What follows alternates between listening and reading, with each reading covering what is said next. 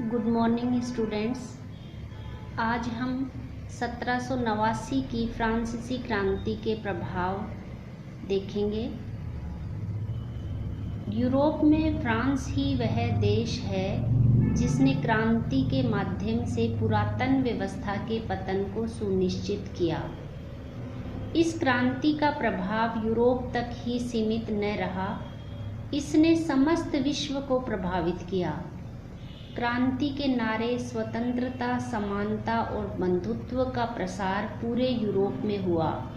एक तरफ इसने जहां राष्ट्रवाद, जनतंत्रवाद जैसी नई शक्तियों को पनपने का मौका दिया, तो दूसरी तरफ आधुनिक तानाशाही और सैनिकवाद की नींव भी डाली।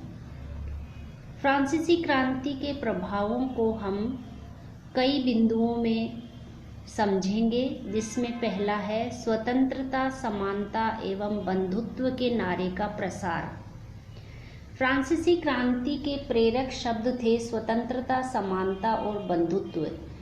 इन तीन शब्दों ने विश्व की राजनीतिक व्यवस्था के स्वरूप में आमूल-चूल परिवर्तन का मार्ग प्रशस्त किया।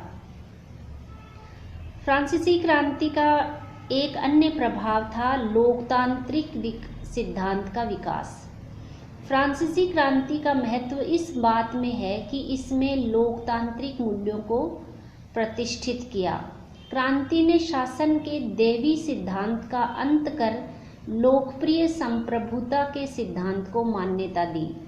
मानवाधिकारों की घोषणा ने व्यक्ति की महत्ता को प्रतिपादित किया और यह सिद्ध किया कि सार्वभौम सत्ता जनता में निहित है और शासन का अधिकार जनता से आता है।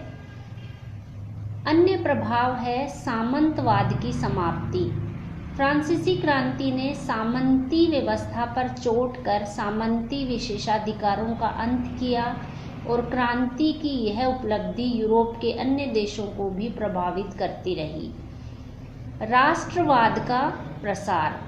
फ्रांसीसी क्रांति ने जन जन में राष्ट्रवाद की भावना को पैदा किया। वस्तुतः अभी तक आम जनता की भक्ति राजा के प्रति थी। फ्रांसीसी क्रांति ने राजभक्ति को देशभक्ति में परिवर्तित कर दिया।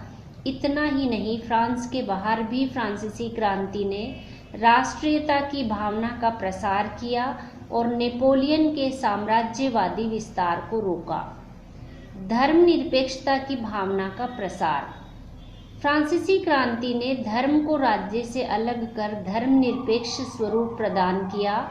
जब धर्म व्यक्तिगत विश्वास की वस्तु बन गई तो राज्य को किसी तरह हस्तक्षेप नहीं करना था। सैन्यवाद का विकास। फ्रांसीसी क्रांति ने सैन्यवाद को प्रेरित किया। वस्तुतः नागरिकों के लिए सैनिक सेवा अनिवार्य कर दी गई। युद्ध के लिए जनता की संपूर्ण लामबंदी के लिए ये पहली अपील थी।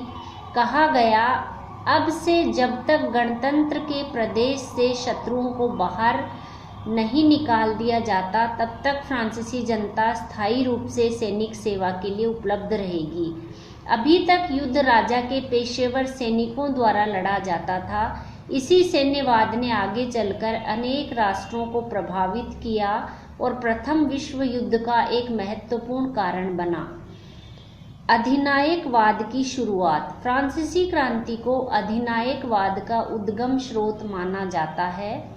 रोबेस्पियर के आतंक का शासन उसका पहला जीता जागता सबूत था।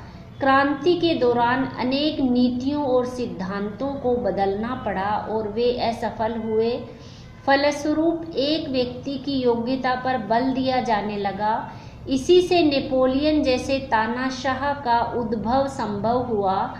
आगे चलकर इटली, जर्मनी सहित कई देशों में अधिनायकवाद पनपा। समाजवाद का मार्ग प्रशस्त। फ्रांसीसी क्रांति ने समाजवादी आंदोलन को दिशा दी। एक प्रगतिवादी संस्था एनरेजेज के लोगों ने जनता की ओर से बोलने का दावा करते हुए मांग की कि कीमतों पर सरकारी नियंत्रण हो, गरीबों की सहायता की जाए और युद्ध खर्च को पूरा करने के लिए धनवानों पर भारी कर लगाया जाए। अधिकतम नियम के तहत वस्तुओं का अधिकतम मूल्य सरकार द्वारा निर्धारित कर दिया गया। 1795 ईस्वी में पेंथियन सोसाइटी का गठन हुआ। इसका उद्देश्य मजदूर वर्ग के आंदोलन को सशक्त करना था। इससे संबंधित एक ट्रिब्यून नामक पत्र निकलता था, जिसका संपादक नोएल बऊफ था। वह फ्रांस में ऐसी राजव्यवस्था स्थापित करना चाहता था जो पूंजीवादी प्रभाव से मुक्त हो और आर्थिक समानता से परिपूर्ण हो।